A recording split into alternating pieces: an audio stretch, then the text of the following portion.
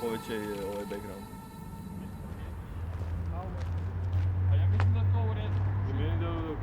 To start from the beginning, we've been drawing together since we were literally small children. Just going back and forth from each other, looking what we're doing and kind of developing at the same time. But then through life, we would kind of continue using this approach with other things, either graffiti or art.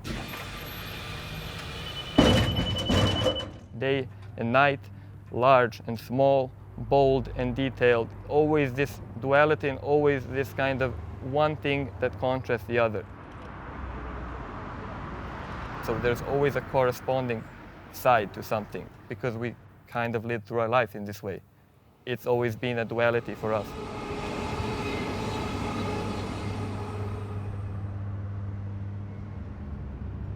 The aesthetic we're kind of using now is more like influenced by general contemporary art. We try to stay away from this urban art aesthetic or street art aesthetic because we didn't relate to it that much, so we kind of wanted to keep a graffiti aesthetic and to combine it with a contemporary art aesthetic.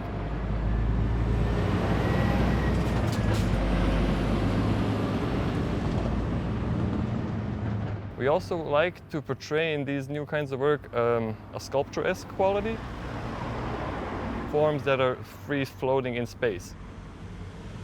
So even if it's a more simple form or a more complicated form, it's always surrounded by space and gives it kind of a three-dimensional look, even if it's just a two-dimensional flat object on the wall.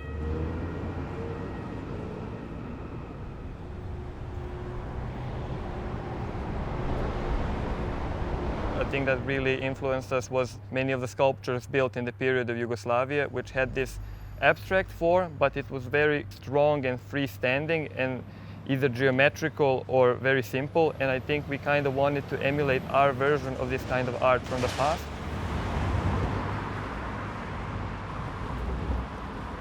But in a new way, through a different medium. It's not sculpting, but it's painting, but it has again this kind of, at least our wish to create it, to have this feeling of something from this period.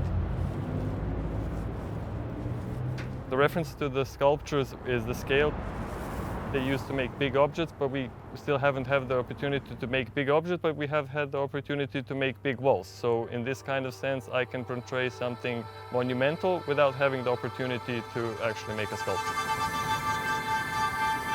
Something that grabs you in this one moment, either quickly, for example, in this situation when you're passing by a train or driving your car or whatever. I want this feeling of something that can do the job in this split second.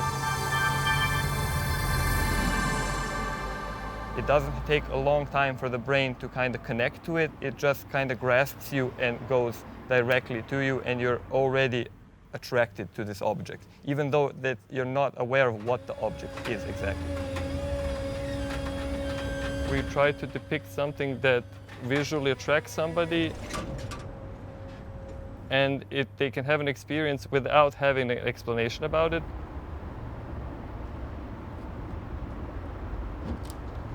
I usually use this reference most of the time when I try to explain people, like when you look at nature, when you look at something visually beautiful, you don't question it, you kind of enjoy it.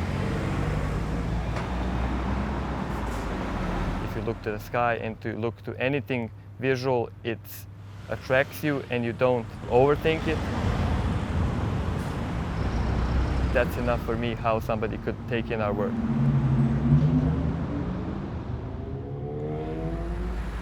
It sucks you in for this split second because all the elements in a way are composed in a correct manner.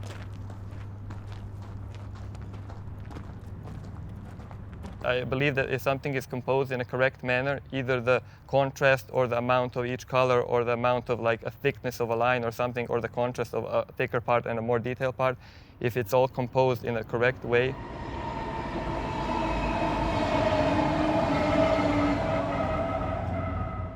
many people will relate to it. Composing something in a correct way, and then it will kind of do its own job.